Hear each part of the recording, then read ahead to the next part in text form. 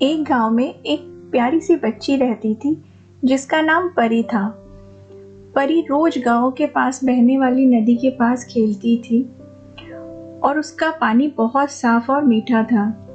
परी के दादाजी ने उसे सिखाया था, प्रकृति हमारी माँ है और हमें उसकी देखभाल करनी चाहिए।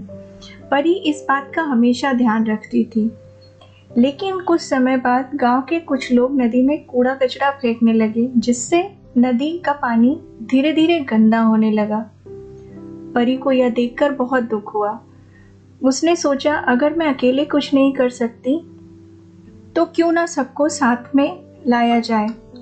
उसने गांव के सभी बच्चों को इकट्ठा किया और बताया, अगर नदी गंदी हो गई तो हमको बीमारियां होंगी और हमें पीने का साफ पानी भी नहीं मिलेगा। बच्चों को उसकी बात समझ में आई और उन सब लोगों ने मिलकर गांव के बड़े लोगों से बात करने का फैसला किया। गांव के बड़े लोगों को भी ये बात समझ में आई। फिर परी ने अपने दोस्तों के साथ मिलकर गांव में एक सफाई अभियान चलाया। वे हर रोज नदी के पास की सफाई करते और गांव वालों को समझाते कि नदी को साफ रखना कितना जरूरी है।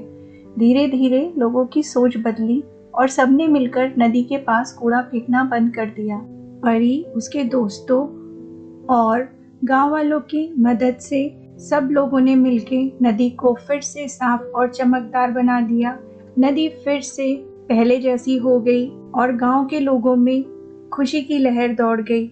गांव के लोग गर्व से कहते हैं, यह हमारी परी की मेहनत का फल है। इस कहानी से हमें ये सीख मिलती है कि यदि हम कुछ अच्छा करने की ठान लें तो छोटे प्रयास भी बड़े बदलाव ला सकते हैं। साथ ही हमें अपनी प्रकृति की रक्षा भी करनी चाहिए, क्योंकि यह हमारी ही जिम्मेदारी है।